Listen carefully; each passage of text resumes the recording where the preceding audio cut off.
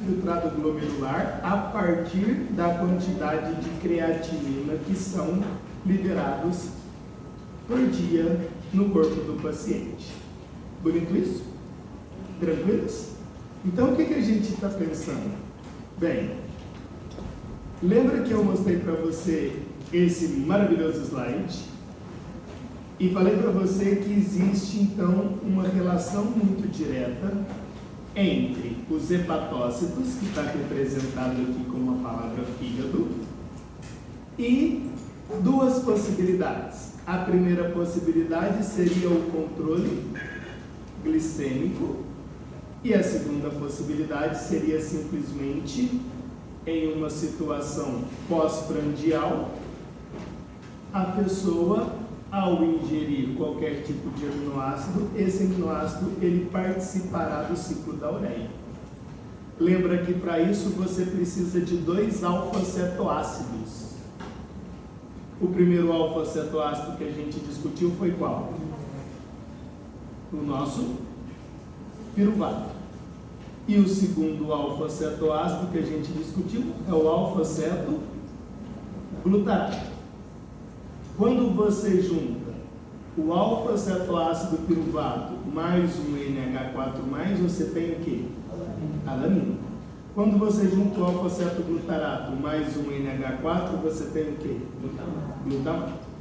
Então, as formas que você tem de transportar o NH4+, na corrente sanguínea, é na forma de alanina, na forma de glutamato, e esse glutamato pode ser convertido em glutamina. Beleza? E a glutamina seria uma outra possibilidade de transportar o grupamento amino na corrente sanguínea, porque ele é tóxico. Show de bola? Lembrou? Tá. E aí a gente percebeu então o seguinte: qualquer aminoácido, qualquer um, vai doar o grupamento amino para quem? O alfa-cetoglutarato. E o alfa-cetoglutarato vira o glutamato. E esse glutamato vai para o ciclo da ureia. O restante do esqueleto carbônico do alfa-cetoácido vai para onde? Por exemplo, para o ciclo de Krebs, poderei ir para a formação de corpos cetônicos ou ainda para a formação de ácidos graxos. Bonitinho isso? Tá? Então, se você alimenta de aminoácido, obrigatoriamente essas possibilidades irão acontecer. Show de bola, queridos? Então, isso é extremamente importante para a gente. E por que isso é extremamente importante para a gente? Bem, você deve lembrar da seguinte situação. Olha só. Quando a gente pensa na glicólise, lembra da glicólise? Eu falei assim para você na glicólise. Você tem que decorar 4 passos. O passo 1, o passo 3, o passo 6 e o passo 10. Não sei se você lembra disso. Sim? O passo 1 é a glicose está sendo convertida em quem? Glicose 6-fosfato. No passo 3, a frutose 6-fosfato está sendo convertida em quem? Frutose 1,6-bifosfato. E no passo 6, o gliceraldeído 3-fosfato está sendo convertido em 3-bifosfoglicerato. Se você lembrar, nesse passo 6, a gente vai ter a produção ou a conversão de um NAD+ em NADH. Isso acontece no passo 6. Aí, pensa nisso. No passo 10, a gente vai ter o fosfenolpiruvato virando piruvato. Beleza? Nesse piruvato, ele vai ter, então, 3 possibilidades para ele. Quais são essas 3 possibilidades? Ou ele vai virar acetil-CoA dentro da mitocôndria, ou ele vai virar alanina, ou ele vai virar lactato. Então, são 3 possibilidades que hoje você conhece do piruvato que veio da glicólise, certo? Então, se for acetil-CoA, a gente está pensando em produção energética. Se for alanina, a gente está pensando que o músculo está ajudando o fígado no controle glicêmico.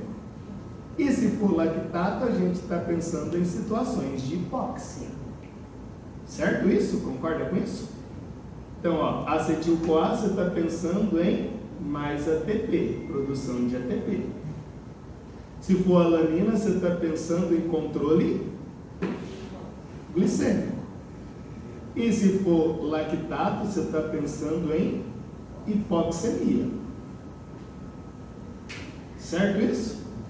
Bonitinho? Aí acontecerá o seguinte, olha só. Você sabe que esse NADH que foi produzido fora da mitocôndria tem que entrar na mitocôndria, por quê? Porque esse NADH, lá dentro da mitocôndria, existe a membrana externa e a membrana interna da mitocôndria, lembra?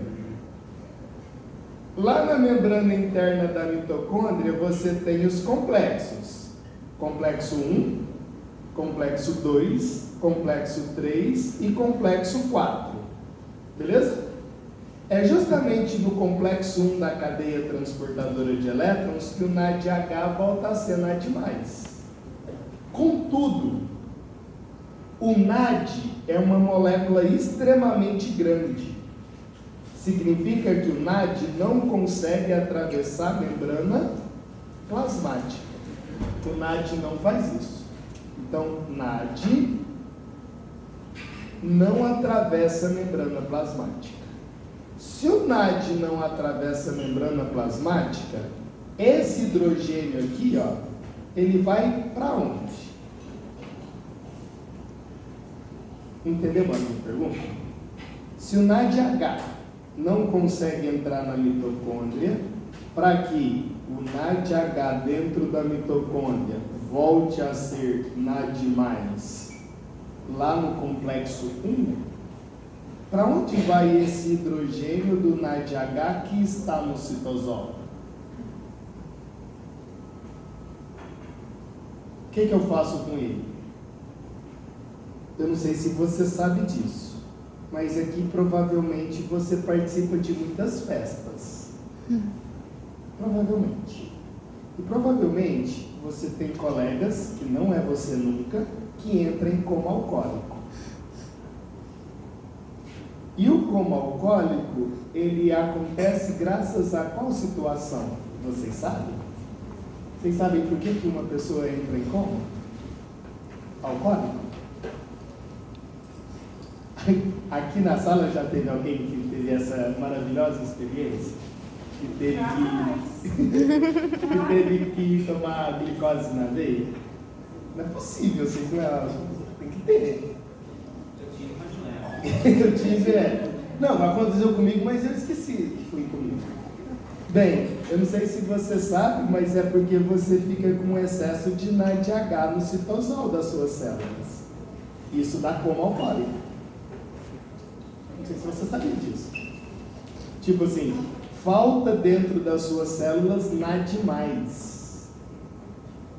Por que falta NAD+ dentro das suas células? Porque acontece assim, ó, o etanol que você está bebendo, ele tem que ser degradado, certo? E aí ele vai virar acetaldeído. Olha que legal que é isso. Acetaldeído. Se você tem ressaca, é porque você acumula acetaldeído no seu corpo. Isso é tóxico. Isso dá ressaca. Dá dor de cabeça, boca seca, vontade de morrer, a vida não tem sentido, quero pular da ponte, essas coisas. Isso quem causa não é o etanol. Isso quem causa é o acetaldeído. E é verdade. O etanol, na verdade, te dá alegria, te dá vontade de, sei lá, de conquistar o mundo, sou foda, né? Sair correndo pelado, qualquer coisa. O acetaldeído não. Esse te dá ressaca. Só que o nosso metabolismo do etanol transforma-se em acetaldeído e depois em acetato. E esse acetato vira acetil-CoA. É assim que funciona. Para o etanol virar acetaldeído, ele consome NAD+. Então, ele gasta NAD+, e produz NADH. Isso no citosol das nossas células. Significa que você, quem bebe muito, perde o NADH, perde o NAD+, que faria o passo 6 da via glicolítica. Significa que do passo 6 para frente não acontece.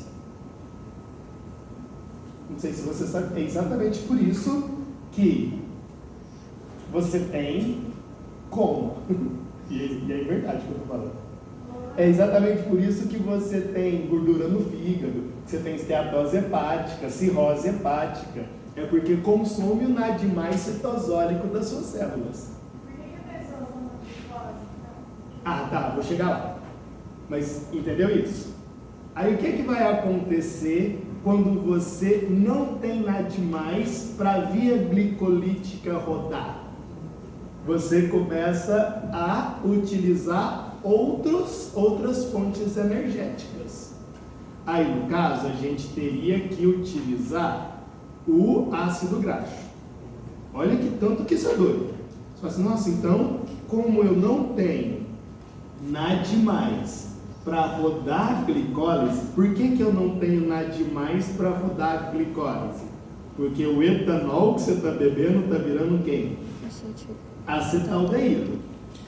E esse acetaldeído, essa transformação, pega o NAD+ citosólico e produz NADH. Então, acaba o NAD+ no seu citosol. Entendeu até aqui? Aí a glicólise vai funcionar se você não tiver NAD+? Não funciona. Então, é como se você chegasse no passo 5 da via glicolítica e ele parasse. Não vai no passo 6, 7, 8, 9, 10, deixa de funcionar. Então, você deixa de utilizar a glicose como fonte energética em situação que tem muito etanol no seu corpo. Beleza. O que o seu corpo faz se você não utiliza a glicose? Utiliza outras fontes de nutriente. No caso, a outra fonte é quem? Ácido graxo. Se você lembrar, quando você utiliza ácido graxo como fonte energética, qual é o processo que se chama na degradação de ácido graxo? Beta-oxidação. Olha que loucura que é isso. Nossa, então eu vou fazer a beta-oxidação. Para você fazer beta-oxidação, são 4 etapas. Não sei se você lembra das etapas. 4 etapas. Nas 4 etapas, a primeira e a última, você tem a utilização de FAD e NAD+. Bem, a beta-oxidação acontece dentro da onde? Dentro da mitocôndria. Então, o ácido graxo vai para dentro da mitocôndria e lá dentro da mitocôndria teria que quebrar o ácido graxo. Mas para quebrar o ácido graxo, a gente precisa de NAD+. Beleza? E acontece o seguinte, olha lá para o etanol de novo. O etanol, ele virou quem? Acetaldeído. E aí ele consumiu o NAD+, que estava no citosol. O acetaldeído entra na mitocôndria e vira acetato. O acetaldeído, para virar acetato, também consome NAD+. Só que agora é dentro da mitocôndria. O que eu estou te dizendo? Que quando você metaboliza o álcool, o etanol retira o NAD+ citosólico e retira o NAD+ mitocondrial. Significa que quem bebe muito muito, não consegue fazer respiração utilizando glicose e não consegue fazer respiração celular utilizando ácido graxo. E aí, o que o seu corpo pensa? É muito genial. O seu corpo pensa assim: tá, mas eu tenho muito NADH. Por que eu tenho muito NADH? Porque o NAD+, está sendo convertido em NADH no etanol, virando acetaldeído. E acetaldeído virando acetato também está produzindo NADH. E o